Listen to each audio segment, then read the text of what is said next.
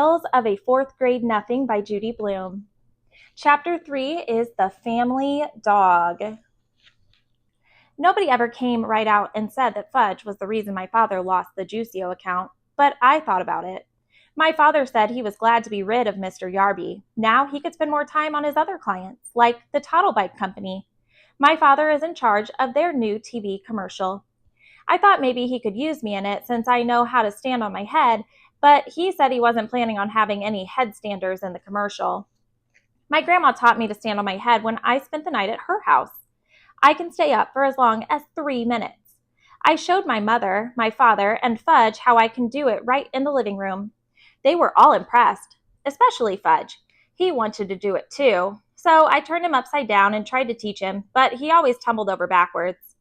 Right after I learned to stand on my head, Fudge stopped eating. He did it suddenly. One day he ate fine and the next day nothing. No eat, he told my mother. She didn't pay too much attention to him until the third day.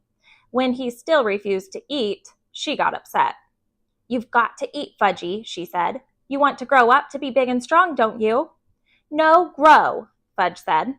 That night, my mother told my father how worried she was about Fudge. So my father did tricks for him while my mother stood over his chair trying to get some food into his mouth. But nothing worked, not even juggling oranges. Finally, my mother got the brilliant idea of me standing on my head while she fed Fudge. I wasn't very excited about standing on my head in the kitchen. The floor is awfully hard in there. But my mother begged me.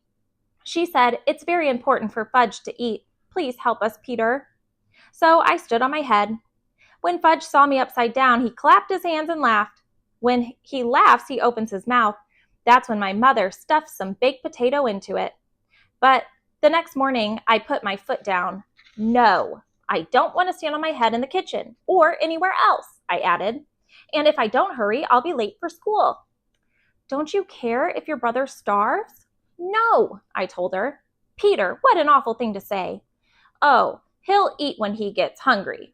Why don't you just leave him alone? That afternoon, when I came home from school, I found my brother on the kitchen floor playing with boxes of cereal and raisins and dried apricots. My mother was begging him to eat. No, no, no, Fudge shouted. He made a terrible mess, dumping everything on the floor. Please stand on your head, Peter, my mother said. It's the only way he'll eat. No, I told her. I'm not going to stand on my head anymore. I went into my room and slammed the door. I played with Dribble until supper time. Nobody ever worries about me the way they worry about Fudge. If I decided not to eat, they'd probably never even notice. That night, during dinner, Fudge hid under the kitchen table. He said, I'm a doggy. Woof, woof, woof. It was hard to eat with him under the table, pulling on my legs. I waited for my father to say something, but he didn't. Finally, my mother jumped up. I know, she said. If Fudgy's a doggy, he wants to eat on the floor, right? If you ask me, Fudge never even thought about that. But he liked the idea a lot. He barked and nodded his head. So my mother fixed his plate and put it under the table. Then she reached down and petted him like he was a real dog. My father said, Aren't we carrying this a little too far? My mother didn't answer. Fudge ate 2 bites of his dinner. My mother was satisfied. After a week of having him eat under the table, I felt like we really did have a family dog. I thought how great it would be if we could trade in Fudge for a nice Cocker Spaniel. That would solve all my problems. I'd walk him and feed him and play with him. He could even sleep on the edge of my bed at night. But of course, that was wishful thinking.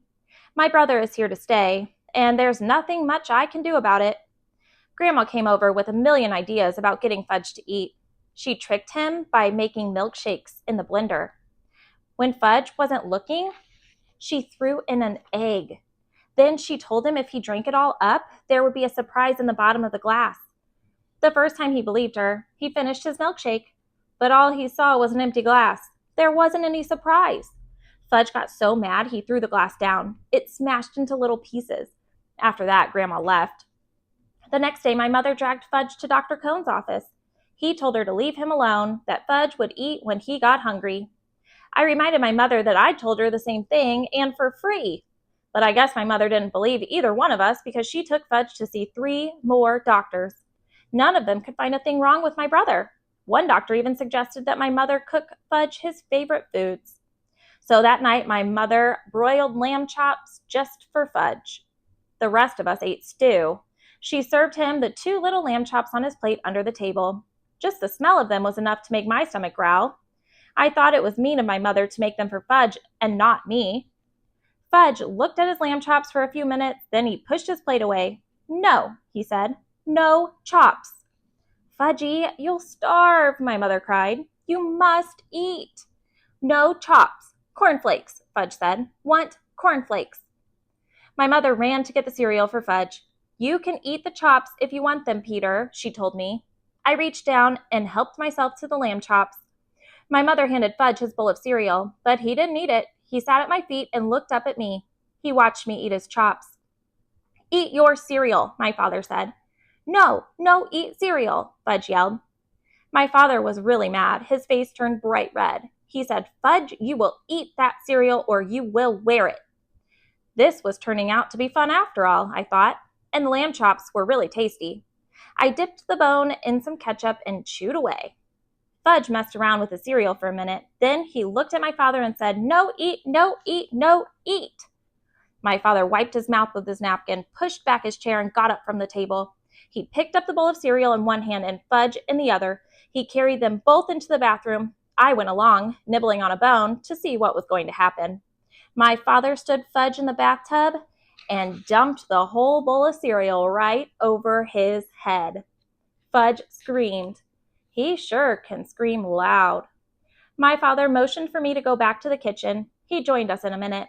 We sat down and finished our dinner. Fudge kept on screaming. My mother wanted to go to him, but my father told her to stay where she was. He'd had enough of Fudge's monkey business at mealtimes. I think my mother really was relieved that my father had taken over. For once, my brother got what he deserved, and I was glad. The next day, Fudge sat at the table again, in his little red booster chair, where he belongs. He ate everything my mother put in front of him. "No more doggy," he told us.